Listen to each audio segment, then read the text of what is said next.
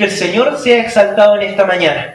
Amén. Un salmo difícil, como decía, es una exposición del rey David que nos guía a través del sufrimiento. Pero más que hablar del sufrimiento en esta mañana, quisiera que pudiéramos meditar en la Escritura respecto de las consecuencias del pecado. Este salmo nos expone las consecuencias del pecado sobre el ser humano. Y no solamente sobre el ser humano, sino que de manera especial también nos confronta a nosotros como hijos de Dios. Porque quien levanta esta oración es un hombre que cree en Dios, un hombre que ha tenido un encuentro ya con el Señor. Por lo tanto, el pecado está afectando y ha afectado su vida. Entonces, el Salmo 38 nos hace reflexionar en esto. ¿Cuáles son las consecuencias del pecado sobre la vida del hombre?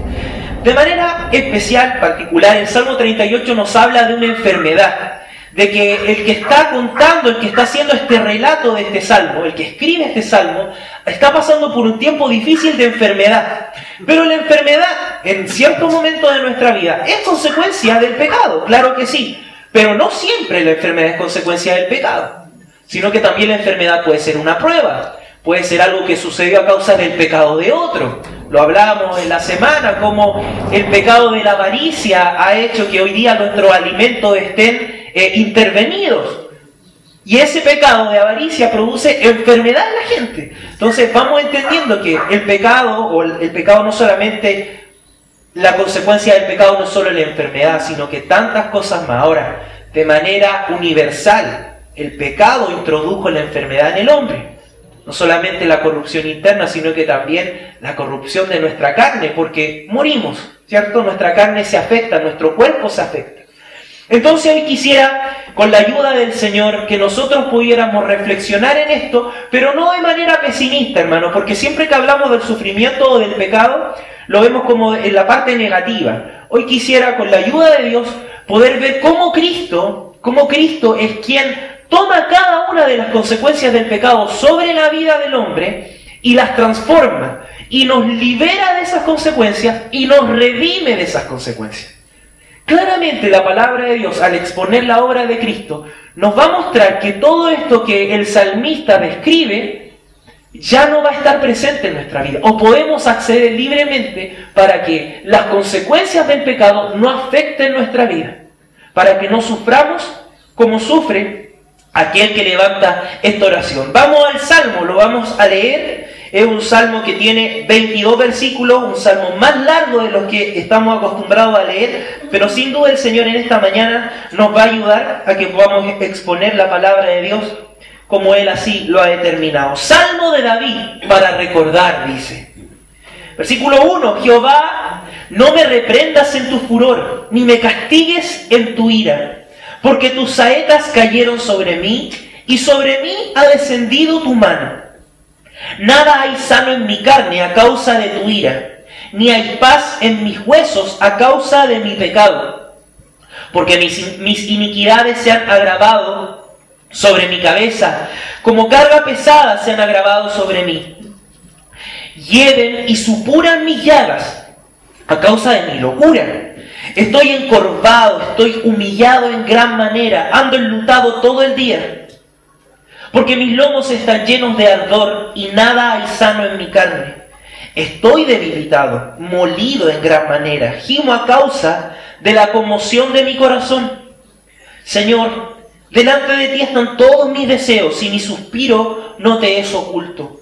Mi corazón está acongojado, me ha dejado mi vigor, y aun la luz de mis ojos me falta ya. Mis amigos y mis compañeros se mantienen lejos de mi plaga y mis cercanos se han alejado. Los que buscan mi vida arman lazos y los que procuran mi mal hablan iniquidades y meditan fraudes todo el día. Mas yo, como si fuera sordo, no oigo, y soy como mudo que no abre la boca. Soy pues como un hombre que no oye y en cuya boca no hay reprensiones. Porque en ti, oh Jehová, he esperado. Tú me responderás, Jehová Dios mío. Dije, no se alegren de mí cuando mi pie resbale, no se engrandezcan sobre mí. Pero yo estoy a punto de caer y mi dolor está delante de mí continuamente. Por tanto, Confesaré mi maldad y me constristaré por mi pecado, porque mis enemigos están vivos y fuertes, y se han aumentado los que me aborrecen sin causa, los que pagan mal por bien, me son contrarios, por seguir yo lo bueno. No me desampares, oh Jehová. Dios mío, no te alejes de mí. Apresúrate a ayudarme, oh Señor, mi salvación. Amén. Palabra del Señor. Salmo 38. ¿Cuánto nos podemos identificar con este salmo? El Salmo 38. Un salmo que nos habla de la enfermedad. Claramente aquí, lo que nos expone a un hombre que al parecer está leproso. Su cuerpo tiene llagas, supuran, dice. Habla de que sus amigos se han alejado a causa de su enfermedad. ¿Qué es lo que producía la lepra? La lejanía de la gente. Ahora bien, como lo decía al principio, no quiero enfocarme solo en la enfermedad como una consecuencia del pecado. Quisiera que cada uno de nosotros analizáramos nuestra vida en esta mañana, meditáramos y viéramos cómo cada una de las veces que hemos ido en contra de la voluntad de Dios se han producido consecuencias nocivas sobre nuestra vida. No solo enfermedad, sino que también división, peleas, angustias. El salmista aquí hace un relato sentido, dolido, pero también un relato humilde, en el cual él asume. Los primeros 2 versículos nos hablarán de esto. Él asume su responsabilidad delante de Dios. Y él dice, Señor, no me castigues, no me reprendas, no agraves tu mano sobre mí. Está reconociendo algo el salmista. Los versículos 1 y 2 nos hablan de esto. O de manera especial hoy día quisiera hacer un énfasis en el título que tenemos. Dice, Salmo de David para recordar. Salmo de David para recordar significa, o él está diciendo que es un salmo en el cual él le pide a Dios, no te olvides de mí. Eso significa este título. Salmo de David para recordar, es donde él está diciendo a Dios, no te olvides de mí. ¿Qué es lo que genera la separación entre Dios y el hombre? El pecado. Entonces David ya está reconociendo al momento de escribir, decir, no te alejes de mí porque yo he pecado. Porque sé que mi pecado me ha separado de ti. Por eso que el versículo 1 dice, Jehová, no me reprendas en tu furor, ni me castigues en tu ira. Allá hay él está asumiendo. Él está asumiendo, Señor, tú me estás castigando. Estoy recibiendo lo que es justo. Tu ira a causa del pecado está viniendo sobre mí. Versículo 2 dice, porque tus saetas cayeron sobre mí, y sobre mí ha descendido tu mano. Él está sintiendo que las consecuencias del pecado es parte de la manera en la que Dios ejerce su soberana disciplina sobre nuestra vida. Pero fíjense que la actitud es la misma que vamos a leer adelante. No hay reprensiones en el salmista, sino que él asume, dice, esto es un castigo y yo lo merezco. ¿Sí? Tu ira está sobre mí, claramente, tu mano se está grabando sobre mí, porque algo hice. Por eso te he pedido, Señor, no te olvides. Salmo de David para recordar. Recuérdate de mí, no te olvides de mí. Hoy sabemos, porque tenemos una revelación completa, que Cristo nunca se va a olvidar de nosotros, sino que Él siempre está pendiente. Dios está atento a cada uno de sus hijos. Mas David se sentía olvidado por Dios, pero no olvidado porque Dios le hubiera olvidado, sino porque su pecado lo había apartado de él. Entonces aquí vemos la primera consecuencia del pecado, y lo hemos estado compartiendo con los jóvenes estos sábados. La primera gran consecuencia del pecado es la separación de Dios. Y aquí David lo expresa sentidamente. Tu castigo, tu ira viene, y siento esta lejanía. No me castigues, Señor. No me reprendas en tu furor, porque el pecado produce ira. Dios está en contra de la maldad. Él es santo, cantábamos, santo, santo, santo.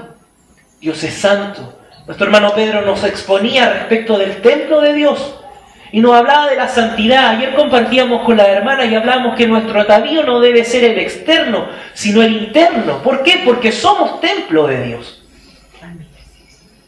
Entonces aquí es donde vemos claramente esta consecuencia y este asumir y cómo nosotros también nos debemos presentar delante de Dios. Señor, no me reprendas ni me castigues, clamamos misericordia. Esto es un rey que está clamando misericordia a Dios, porque ha asumido su culpa, porque ha asumido su responsabilidad, porque sabe que la mano de Dios está sobre él.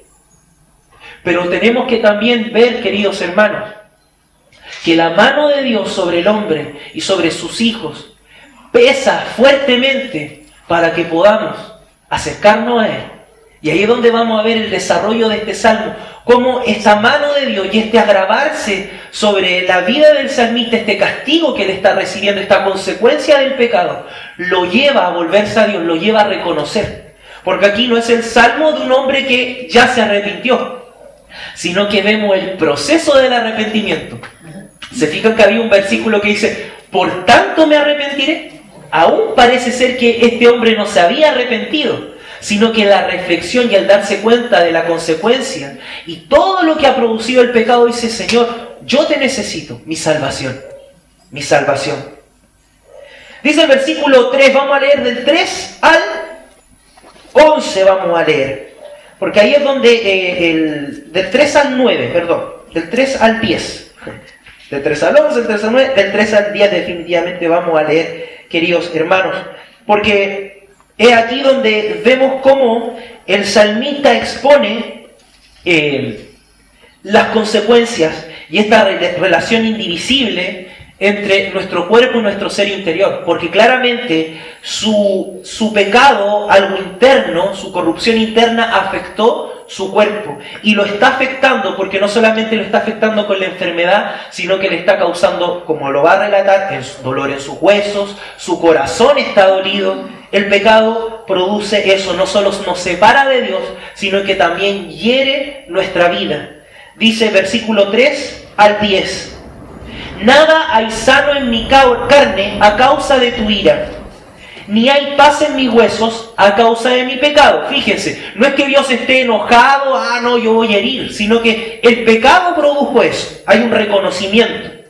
Porque mis iniquidades se han agravado sobre mi cabeza, una vez más, reconociendo, Señor, mis iniquidades se han agravado sobre mí. Como carga pesado se han agravado sobre mí. Versículo 5, hablando de su enfermedad. Hieden y supuran mis llagas. ¿A causa de qué? A causa de mi locura. Una vez más, volvemos al pecado del hombre. Estoy encorvado, estoy humillado en gran manera. Es decir, no solamente la enfermedad produjo que él se encorvara, porque esta es una descripción física, sino que el encorvarse hizo que él se sintiera humillado. Porque hay personas que... Yo, por ejemplo, soy una persona que por lo general camina encorvados. Me cuesta pararme derecho. Pero el que yo esté encorvado, que haya personas encorvadas, no significa que esas personas estén humilladas. Pero aquí le está reflejando su estado físico en un estado del corazón. Y dice, estoy encorvado, pero también estoy humillado en gran manera. Ando enlutado todo el día. Porque mis lomos están llenos de ardor. Y nada hay sano en mi carne. Estoy debilitado y molido en gran manera. Me detengo. No sé si alcanzan, queridos hermanos, a distinguir en los sufrimientos descritos a nuestro Señor Jesucristo. Yo por lo menos mientras leía este salmo, y al leerlo completo, vemos cómo esta descripción nos describe el sufrimiento de Cristo también. Su corazón, su carne molida. El salmo no está hablando de Jesús. Es decir, aquí no hay una intención del salmista de profetizar respecto del Mesías. No, él está describiendo su enfermedad. Pero nosotros sí podemos ver, y es a lo que vamos a llegar, cómo Cristo nos va a redimir de todas estas cosas. Dice, gimo a causa de la conmoción de mi corazón, hay un gemir. Y no gime por dolor físico, sino que gime por dolor del corazón. Por dolor del corazón. Dice, Señor, delante de ti están todos mis deseos, y mi suspiro no te es oculto. Mi corazón está acongojado, me ha dejado mi vigor, y aún la luz de mis ojos me falta ya. ¿Ven? ¿Hay alguna parte del ser humano que no haya sido afectada por el pecado? Podemos decir claramente que no. Todo el hombre fue afectado por el pecado. Es por esto que el pecado deprime el corazón y hiere nuestro cuerpo. Insisto, si bien hay una descripción de una enfermedad que nos va a ayudar mucho a entender esta mirada, este salmo que hemos expuesto, tenemos que ver también esta unidad, este ser completo, en donde nuestros dolores internos afectan nuestro cuerpo y en donde nuestro cuerpo, nuestros dolores físicos también afectan nuestro ser. ¿Quiénes han pasado una noche entera sin dormir? ¿No andamos más irritables? ¿No andamos más como que nos desanimamos más? Todo tiene que ver. Este ser completo fue afectado por el pecado. Afectado terriblemente. No lo voy a leer, pero cuando usted lee Romanos 3, versículos del día 18, en donde el apóstol Pablo cita el Salmo 14, si no me equivoco, y dice que no hay nadie bueno. Y hace una descripción de la maldad, que como de nuestro interior, nuestra garganta, veneno de aspides, dice. Sí, no hay ni uno bueno, todo fue corrompido. Y aquí vemos esa descripción, cómo todo este ser a causa del pecado sufre consecuencias. Consecuencias dolorosas, consecuencias que nos hacen gemir de nuestro corazón, consecuencias que nos hacen dolernos en nuestro cuerpo, consecuencias que nos hacen perder la esperanza. Más también podemos ver en cada una de las palabras del salmista que él está consciente de que Dios algo puede hacer, y él algo desea hacer, y él algo hizo por nosotros. Hablando hoy en el presente. Porque Él le dice en uno de los versículos que leímos: Señor, delante de ti están todos mis deseos y mi suspiro no te es oculto. Ya vemos un atisbo de esperanza. No todo es negro en esta expresión del salmista. No todo es negativo, sino que Él reconoce: Señor, pero tú conoces lo que yo estoy viendo. Por eso es que te lo cuento y por eso voy a ti. La reflexión que hacen estos versículos del 3 al 10 nos presentan a un hombre que claramente reconoce a Dios en su vida. Porque cuando salimos al exterior y nos enfrentamos con aquellos que no conocen a Cristo o que no reconocen a Jesucristo como su Señor y Salvador y que no conocen los atributos de Dios y que tampoco se les ha hablado de las consecuencias del pecado y de la necesidad que tenemos de Dios a causa del pecado, difícilmente ellos van a decir: no, las consecuencias del mal en el mundo es porque el mal nomás, o porque la persona se equivocó, o porque simplemente los alimentos fueron intervenidos, o porque la persona le falló a su esposo, o porque se pelearon, o porque los amigos ya no se aman, etcétera, etcétera, etcétera. Mas nosotros, cuando Cristo viene a nuestra vida, en ese amor maravilloso, por gracia de Dios, podemos tener esta actitud y reconocer estos síntomas, que ya desde el versículo 1 hasta el versículo 10, son síntomas en los cuales nosotros decimos: Señor, el pecado produjo esto en mí. No es la otra persona, no es yo mismo, no es solamente el mundo, no, es que el mundo está tan malo, no.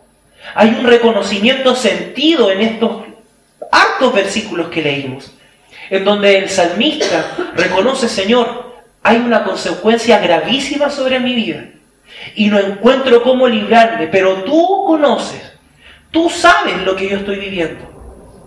¿Algo podrá hacer Dios? Claramente podemos decir que sí. Algo Dios puede hacer.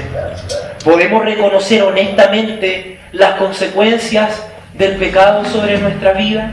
Podemos quizás mirar hacia el pasado, porque hoy en día quizás Dios, por misericordia y gracia, nos ha libertado y hoy podemos disfrutar y decir: Señor, gracias porque te busco. Pero es ahí donde yo voy siempre y cito y quizás a veces criticado: no es perpetuar el pecado, sino que es ser bíblicos y ir a la palabra y ver cómo el salmista, cómo el apóstol Pablo también nunca se olvidan de lo que el pecado que cometieron y que otros cometieron produjo en su vida. Entonces nosotros tenemos que poder reconocer las consecuencias del pecado en nuestra vida. Pero estas consecuencias no terminan, hermanos. Tristemente las consecuencias del pecado no terminan. Estamos separados de Dios. Nuestra vida, todo nuestro ser, cuerpo, Todo nuestro ser ha sido afectado por el pecado, pero también nuestras relaciones con los demás han sido afectadas. Versículos 11 y 12 dicen lo siguiente: mis amigos y mis compañeros se mantienen lejos de mi plaga y mis cercanos se han alejado. Los que buscan mi vida arman lazos. Los que procuran mi mal hablan iniquidades y meditan fraudes todo el día. Amigos y enemigos. Es eso lo que nos expresa este salmo. Amigos y enemigos. A causa del pecado. Me estoy arreglando esto, perdón, que se me corre el cable. Ahí sí. Amigos y enemigos a causa del pecado se separan de nosotros. Se produce una división. El pecado produjo división, produjo enemistad. Y el pecado, una de las grandes consecuencias que el pecado tiene es justamente esto: pervertir las relaciones entre nosotros, separarnos, dividirnos. Y claramente vemos aquí la expresión del rey David, no solamente hablando de sus enemigos, sino que también hablando de aquellos que parecían estar muy cerca.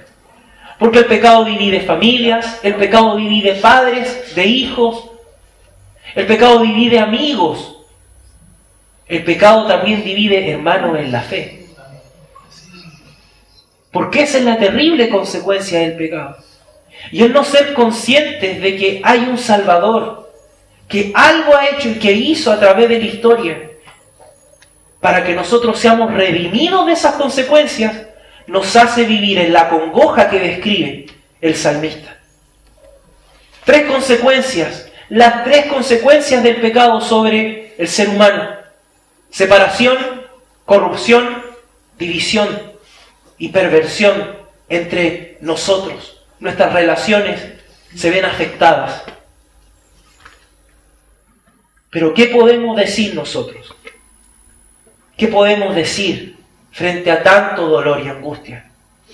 Ser como Cristo. ¿Qué hizo Cristo? Dice que Él fue como un cordero al matadero y que guardó silencio. ¿Por qué guardó silencio Cristo? Versículos 13 y 14. Mas yo, como si fuera sordo, no oigo, y soy como mudo, que no abre la boca. Soy pues como un hombre que no oye y en cuya boca no hay reprensiones. Porque en ti, oh Jehová, he esperado. Tú responderás, Dios mío. Dije, no se alegren de mí cuando mi pie resbale, no se engrandezcan sobre mí. Una persona que reconoce las consecuencias del pecado sobre su vida es porque también sabe claramente y sabemos a quién debemos acudir para ser liberados. Amén. Sí, esta es la descripción. Sí, hacer todo este viaje del versículo 1 hasta el 12 del sufrimiento que el pecado produce en la vida del hombre y de la mujer es simplemente para que nosotros podamos reflexionar y decir: Señor, yo debo ir a ti, te necesito, guardo silencio. Frente a este oscuro panorama, se presenta a Dios como el dador de una respuesta a nuestra vida, como aquel que obrará a favor del que está arrepentido. Así que el guardar silencio y el no oír son expresiones de confianza en el Señor. Porque el guardar silencio nos expresa no reclamar, no justificarse. El no oír nos habla de no oír las burlas, el desánimo o la tentación a huir de Dios. Guardamos silencio. ¿Se acuerdan qué era lo que le decían al Señor en la cruz? Ya, pues dile ahí ahora, pues, a ver si te baja de la cruz. También nuestro Señor, cuando Pedro va y corta la oreja y dice: si yo quisiera, yo podría mandar a llamar una legión de ángeles. ¿Y tú crees que no vendrían? Perdón si parafraseo, no es textual lo que estoy diciendo. Vemos a nuestro Dios cerrando sus oídos a escapar de la perfecta voluntad de Dios.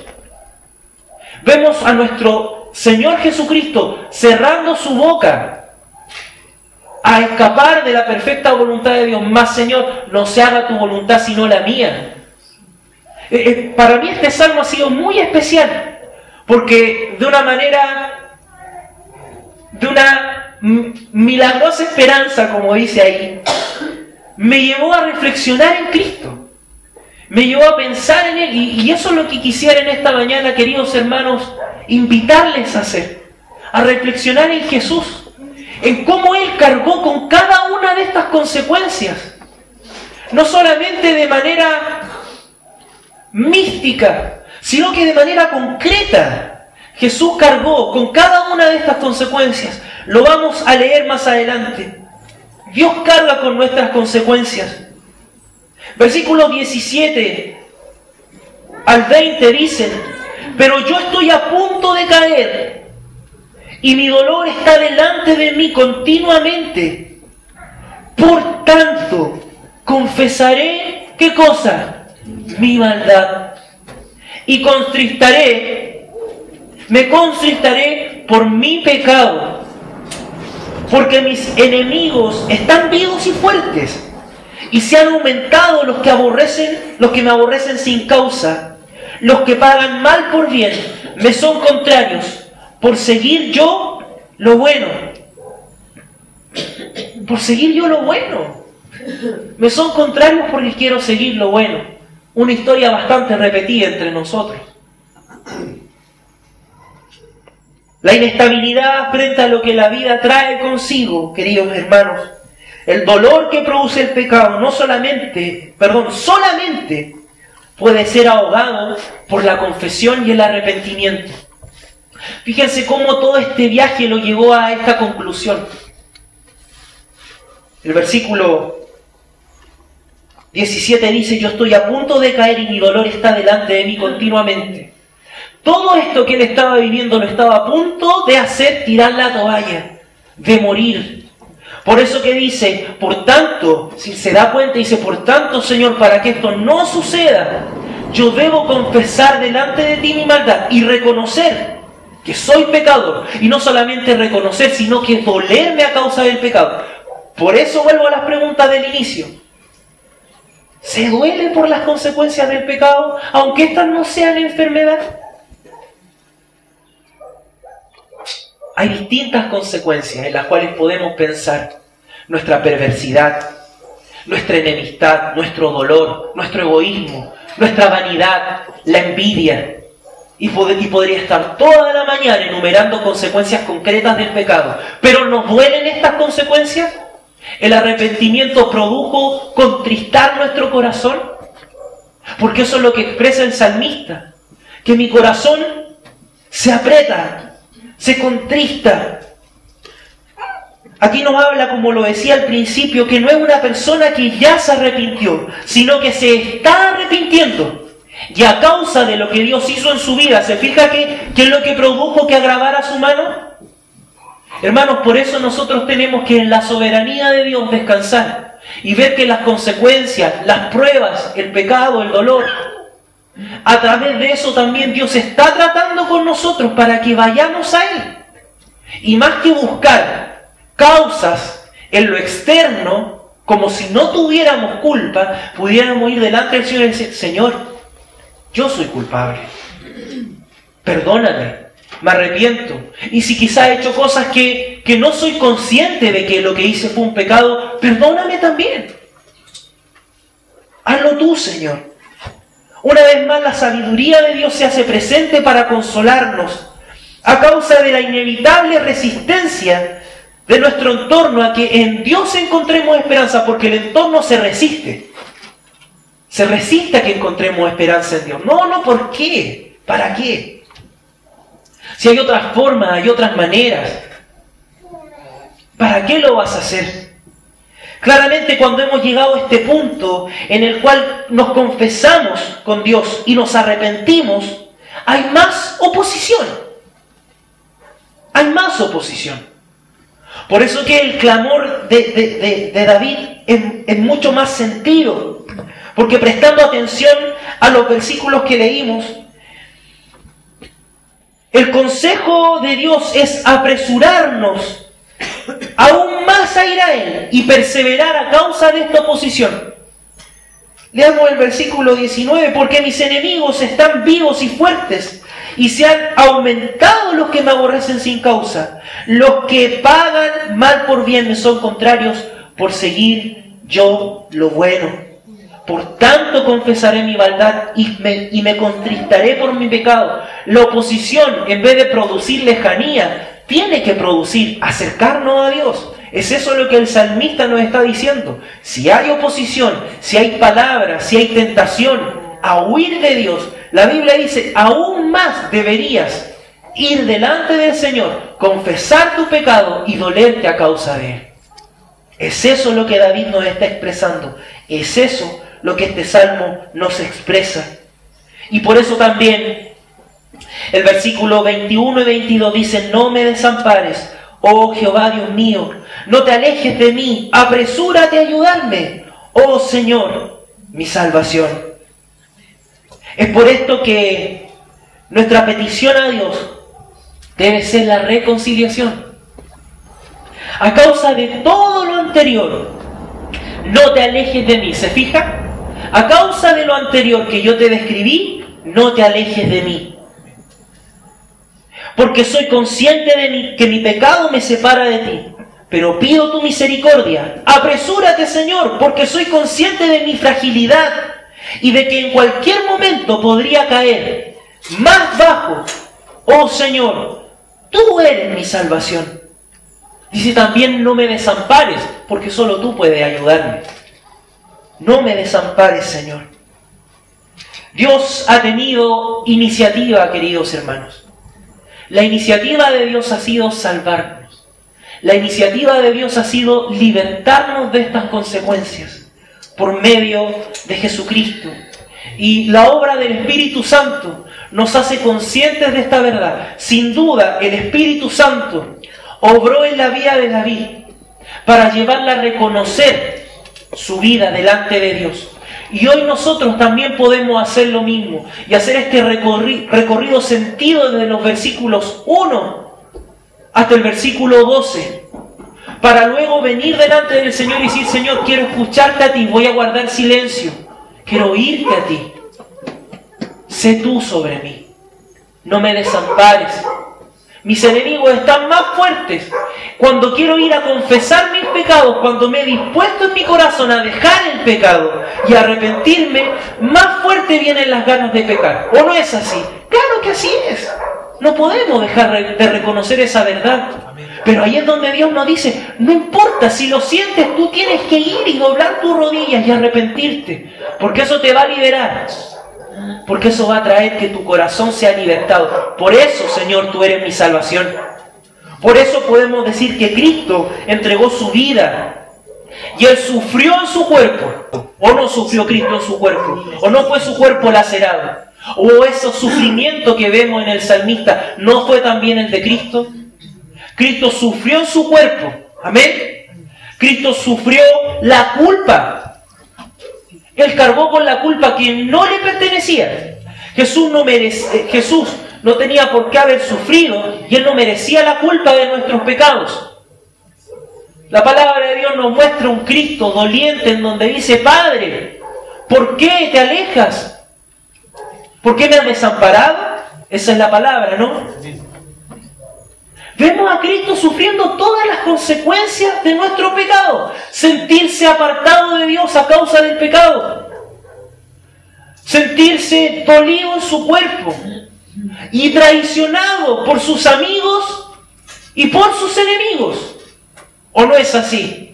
¿O Jesús no fue dejado también por aquellos que decían ser los más fieles seguidores de su causa?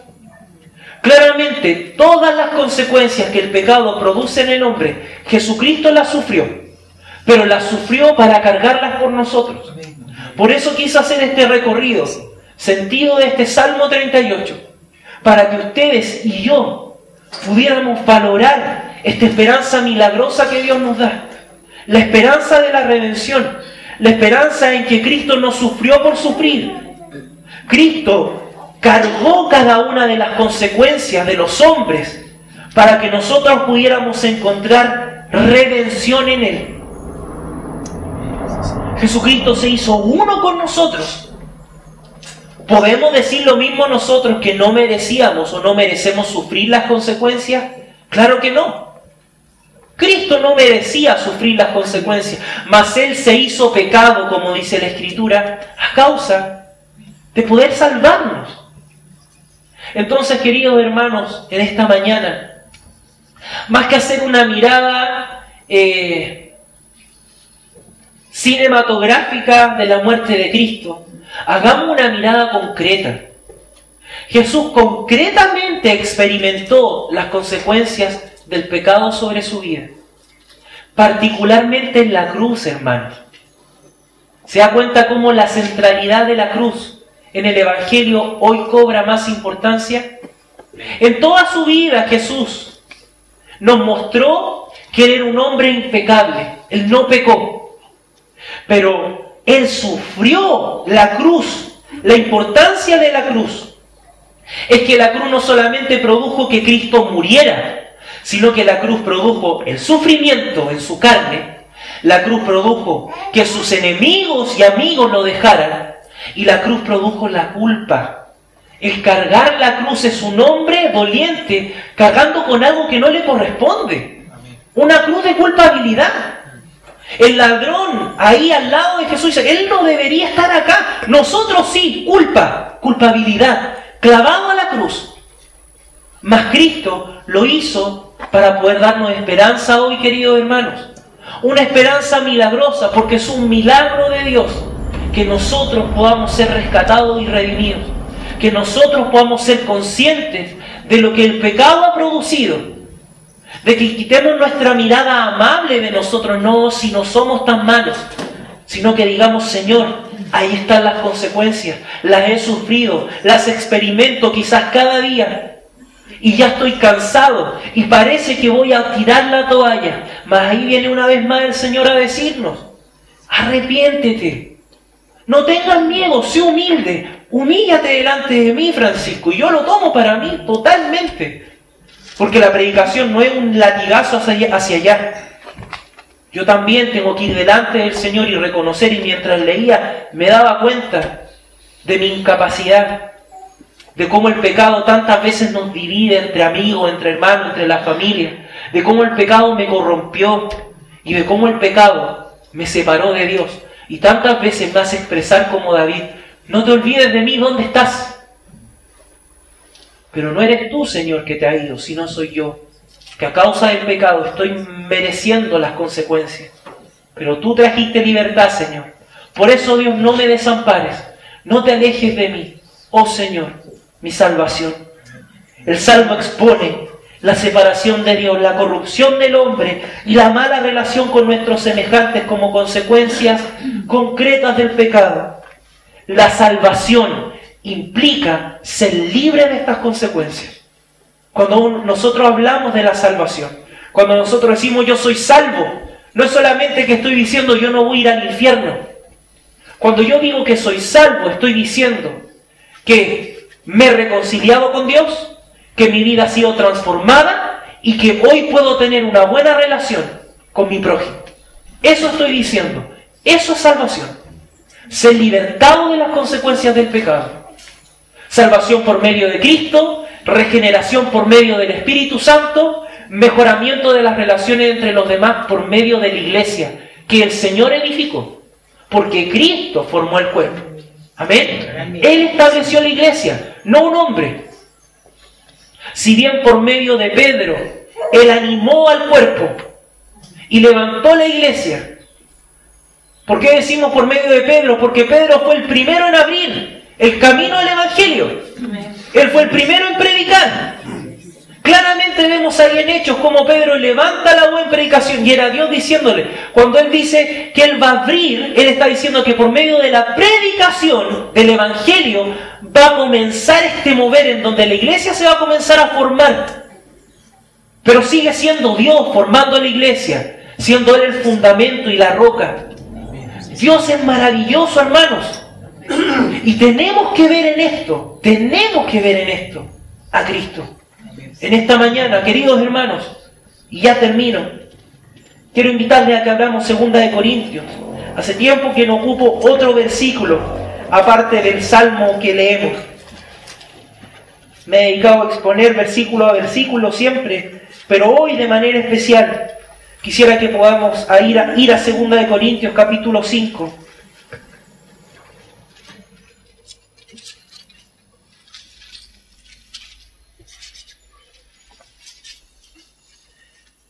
Versículos 18 y 19.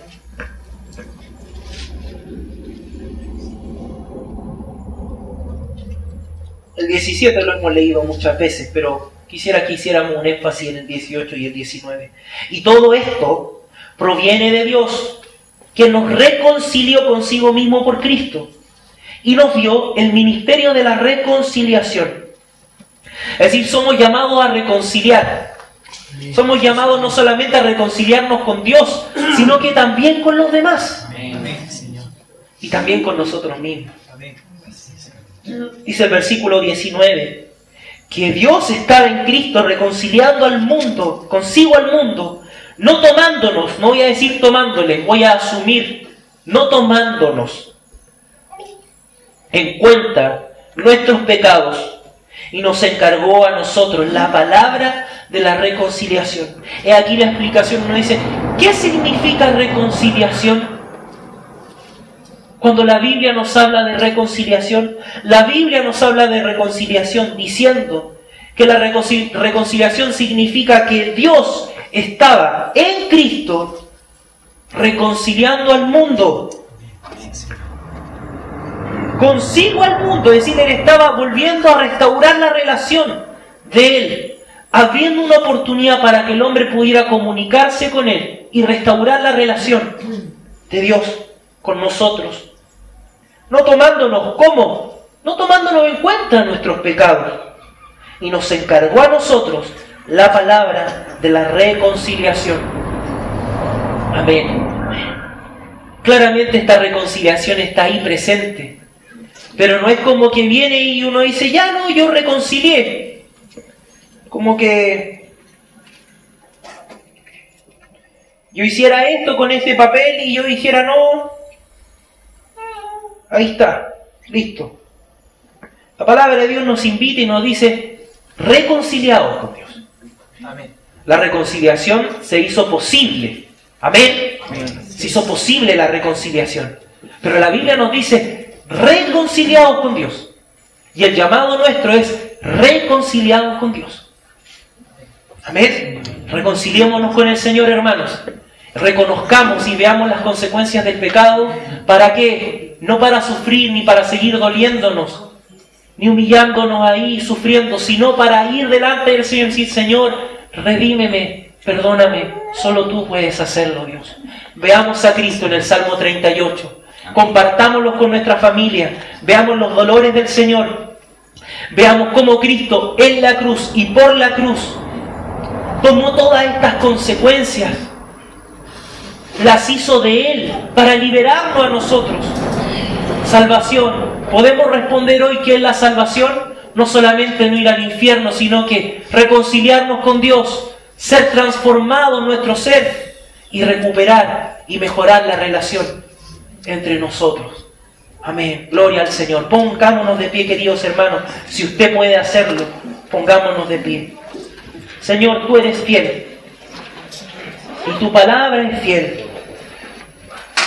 Tal cual como compartía con algunos hermanos en la semana, Dios.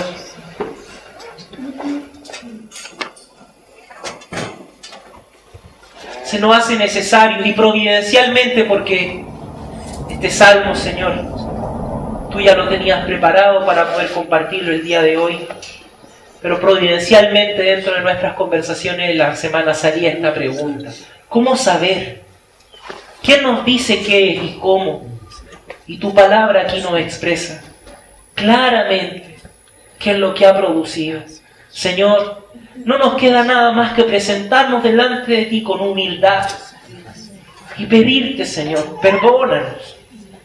Porque aún siendo hijos tuyos, Señor, aún valiéndonos de esta salvación tan grande, tantas veces hemos continuado revolcándonos, Señor, en lo mismo. No hemos querido aceptar, Señor, la liberación de las consecuencias del pecado. Señor,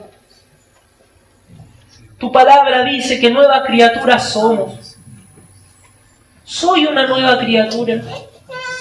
Tu palabra, Señor, nos dice que tú nos has reconciliado contigo. He ido a ti. Te he buscado ahora que estoy reconciliado. Señor amado, tu palabra nos enseña que tú formaste la iglesia. Y que la iglesia no está dispuesta para burlarse ni condenar. Hoy vemos cómo tantos, Señor, aparecen en la televisión, en los diarios, juzgando y valiéndose de sus propias obras para pensar que son mejores que el mundo que se está perdiendo. Mas tu palabra nos enseña que tú no has venido a condenar, sino a salvar. Tu palabra nos enseña que cómo vamos a exigirle a quien no te conoce que viva de acuerdo a tu ley. Señor, por eso que hoy más que nunca se hace viva esta verdad. Reconciliación. Ver en este salmo, en el Salmo 38, los sufrimientos de Cristo nos hacen también, Dios mío, reflexionar en el valor de la cruz. Porque no necesitamos que llegue la Semana Santa para pensar en cuanto Cristo hizo por nosotros. El Señor murió y resucitó. E hizo posible esto tan maravilloso de poder encontrarnos y aguardar, Señor, esperanza contra esperanza, por medio de la fe, la venida de Cristo. Pero de manera concreta, también el Señor nos refleja en la cruz que cada uno de esos sufrimientos descritos por David en el Salmo 38, Él también los vivió y los cargó para que usted, hermano, y yo pudiéramos ser libertados.